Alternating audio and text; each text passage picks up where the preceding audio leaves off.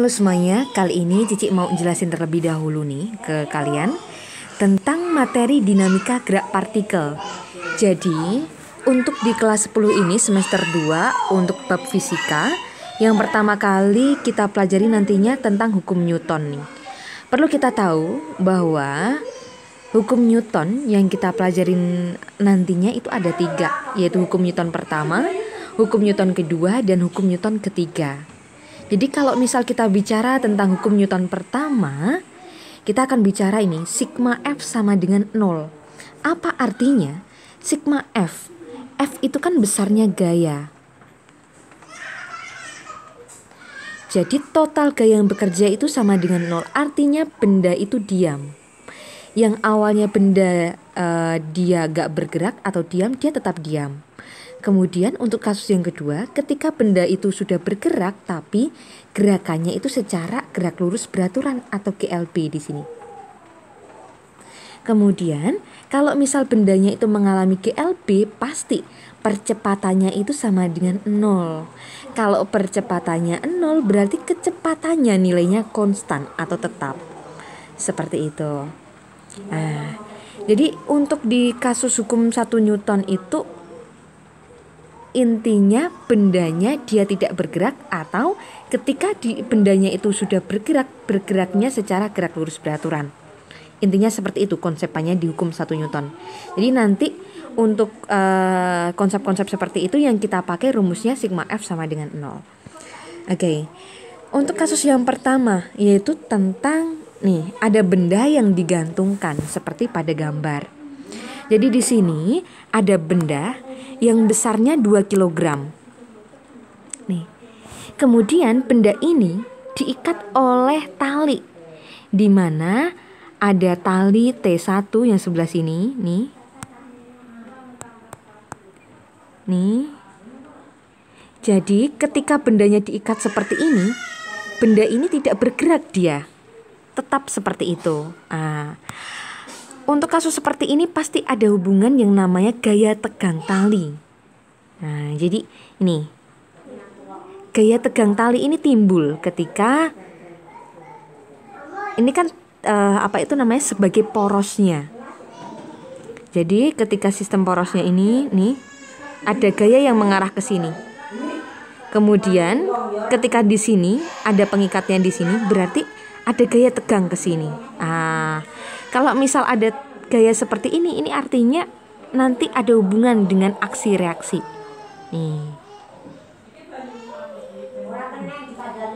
Kemudian untuk bagian yang kedua itu di sini dia. Kan ada tali yang arahnya membentuk sudut 53 derajat terhadap papannya. Jadi di sini ada gaya ke sini. Dan kalau misal kita ngambilnya dari pusat, di setiap kali poros itu akan menghasilkan gaya di sini. Jadi di sini ada gaya tegang tali yang kedua. Seperti itu. Kemudian begitupun dengan sistem benda. Jadi untuk sistem benda ada gaya tegang ke atas nih yang dihasilkan dari benda itu sendiri. Kemudian ada pula tegang ke bawah nih yang dihasilkan dari porosnya. Jadi setiap poros ini menghasilkan suatu gaya. Seperti itu. Kemudian nih, kalau misal di sini ada benda yang memiliki berat, pasti ada juga yang namanya gaya berat. Gaya berat itu lambangnya W. Jadi besarnya W itu sama dengan besarnya massa dikalikan percepatan gravitasi bumi. Jadi untuk G saat ini yang kita pakai itu besarnya 10 meter per second kuadrat. Gitu. Jadi di sini Cici udah nulis keterangannya. Untuk T, simbol yang Cici tulisan di sini T itu adalah gaya tegang talinya. Satuannya Newton karena gaya ya. Kemudian untuk W itu merupakan gaya berat, juga sama satuannya Newton. Kemudian untuk mencari besarnya W di sini ada massa yang satuannya kilogram. Kemudian di sini juga ada G, di mana G itu merupakan percepatan gravitasi bumi yang besarnya 10 meter per second kuadrat. Kemudian untuk kasus seperti ini biasanya kalian disuruh mencari berapa besar dari tegangan tali yang pertama, yaitu yang ada di sini. Kemudian tegangan tali yang kedua ada di sini, dan tegangan tali yang ketiga. itu berapa dia besarnya. Oke, sekarang Cici lanjutkan untuk penjelasannya, bagaimana cara untuk pengerjaannya.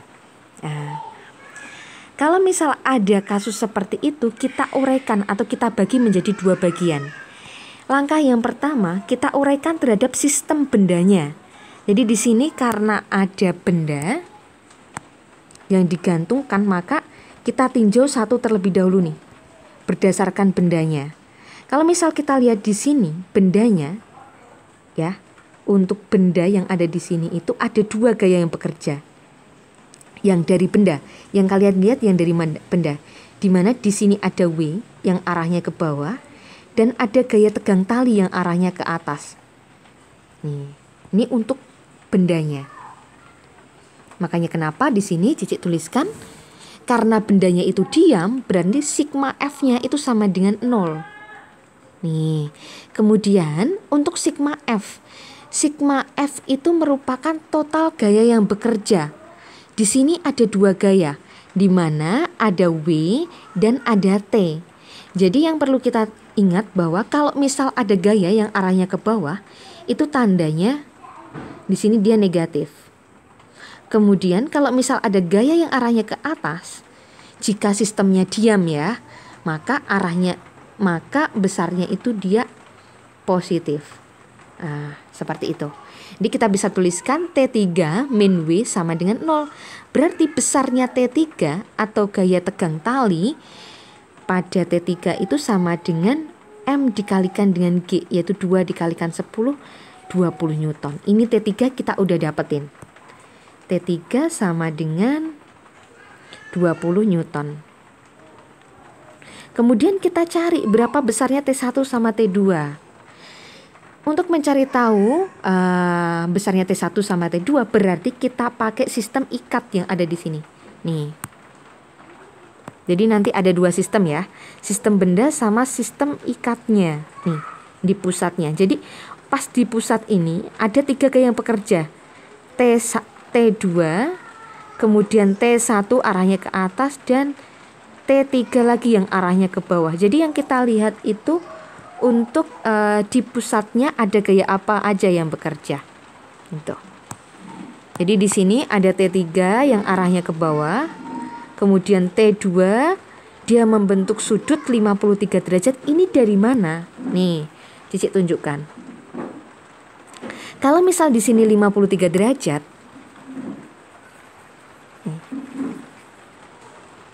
berarti kalau misal di sini Cici kasih sumbu terhadap sumbu X sama sumbu Y, sudut yang ada di sini itu besarnya sama dengan yang ada di sini. Sehingga ini pun juga sama besarnya 53 derajat. Kemudian untuk sudut yang ada di sini besarnya sama dengan yang ada di sini. Berarti di sini besarnya 37 derajat. Seperti itu. Makanya kenapa di sini 37 derajat, ini 53 derajat. Kemudian kalau gaya yang bekerja itu membentuk sudut tertentu pada koordinat kartesian, berarti kita uraikan terhadap sumbu X sama sumbu Y-nya. Intinya kita nggak jauh-jauh dengan vektor. Kita uraikan terhadap, T2-nya kita uraikan terlebih dahulu ya terhadap sumbu X-nya. Kita arahkan ke bawah. Intinya yang dekat dengan sudut. Nih, yang sudut yang diketahui kan di sebelah sini. Yang dekat berarti T2X. Nih, T2X sama dengan T2 ya. Yang dekat itu pakainya cos. Dikalikan dengan cos 53. Ini sudutnya 53. Kemudian untuk besarnya T2 dalam arah sumbu Y, karena ini jauh dengan sudut yang diketahui, berarti pakainya sin. Gitu aja untuk mempermudah. Begitupun dengan T1. Berarti T1X besarnya pakai cos 37, sedangkan T1Y pakainya sin 37. Seperti itu. Kemudian tinggal kita masukkan nih. Karena sistemnya diam ya. Ini Cici tekanin lagi, diam. Diam itu berarti sistemnya itu tidak bergerak. Artinya talinya pun juga tidak bergerak. Kita bisa tuliskan untuk sigma Fx sama dengan 0. Kita lihat gaya apa aja yang bergerak pada arah sumbu X. Di sini ada T2 X dan di sini ada T1 X. Berarti T2 dikalikan dengan cos 53 dikurangin T1 dikalikan cos 37 sama dengan 0. Sehingga kita dapetin untuk persamaan yang pertama, ketika nilai cosnya itu 53, kan nilainya itu sama aja dengan 3/5. Kemudian kita tinggal kalikan silang aja sehingga kita dapetin persamaan pertama seperti ini. T2 sama dengan 4/3 T1. Begitu. Kemudian untuk bagian yang kedua, ketika sigma FY-nya sama dengan 0, artinya gaya yang bekerja pada arah sumbu Y itu sama dengan 0. Di sini kita dapetin T2 sin 53 ditambah, ya, ini kan T2Y. Kemudian ditambah dengan T1Y, T1 sin 37 min T3. Karena T3 ini menuju arah ke bawah. Min 20 sama dengan 0. Sama seperti tadi caranya kita samakan penyebutnya sehingga kita dapetin untuk besarnya T1 sama dengan 300/25. Itu sama dengan 12 Newton. Sehingga di sini kalau T1 kita udah dapetin 12 Newton, berarti kita bisa mencari berapa besar dari T2. Yaitu kita tinggal masukin ke sini. T2 sama dengan 4/3 kali 12 sama dengan 16 Newton.